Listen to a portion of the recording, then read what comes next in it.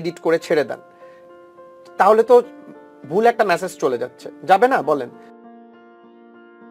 সকল সাংবাদিকদের কাছে হাত জোড় করি, সকল মিডিয়া কর্মী ব্যক্তিত্বের কাছে হাত জোড় করি এবং আপনাদের কাছেও হাত জোড় করি, প্লিজ আমার ফ্যামিলি ভিউয়ার্স আপনাদের সঙ্গে রয়েছি আমি রিপোর্টার কুলসুম। চলুন বাকি অংশ দেখা যাক। আমাকে কোনোভাবে এই রিলেটেড বিষয়ে যদি যোগাযোগ না করা হয় এবং প্রশ্ন না করা হয় বা আমাকে কোনোই না করা হয়, আমি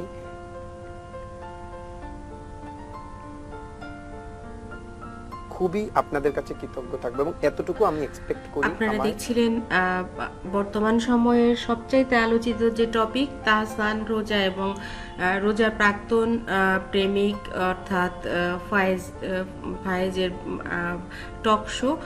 তিনি আসতেই চাননি। আপনারা যারা তাকে নিয়ে ভিডিও বানাচ্ছেন তিনি সবার কাছে বিনীতভাবে অনুরোধ করেছেন, দেশবাসীর কাছে অনুরোধ করেছেন। তিনি খুব সাধারণ একটা পরিবারের মানুষ এবং এটা নিয়ে তিনি কোনো রকম কথাই বলতে চান না। তিনি বলেছেন যে আমি থার্ড পারসন, এখানে তারা সুখে থাকলে আমার তো কিছু বলারই নেই।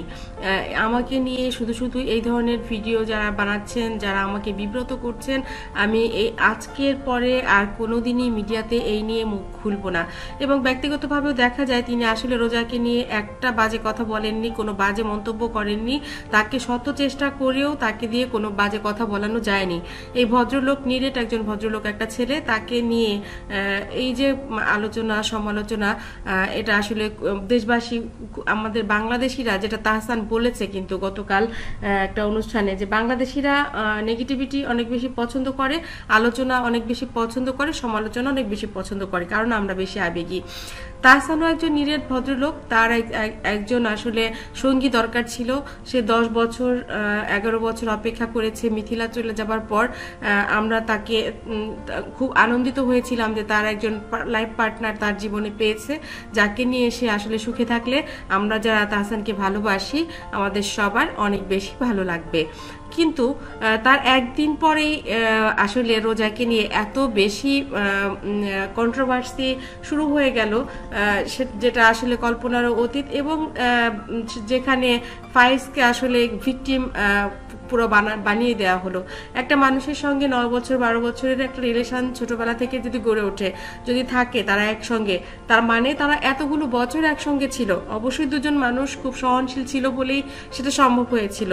যে কোনো কারণেই হোক তাদের সাথে সম্পর্কটা টিকেনি বা কিংবা ওয়ার্ক করেনি, তাই বলে তাদেরকে নিয়ে বাজে মন্তব্য করা বা এই ধরনের কথা বলা, একটা মানুষকে নিয়ে ছোট করা, এটা একদমই উচিত নয়। যেটা তাহসান তো করছেনই না, রোজাও করছেন না, এবং যে মানুষটি আপনাদের কাছে সবার কাছে হাত জোর করে ক্ষমা চাইলো বা অনুরোধ করলো তিনিও করছেন না। তবে দেশবাসী আপনাদের এবার আসলে বোধোদয় হওয়া উচিত বলেই আমি একজন মানুষ হিসেবে মনে করছি।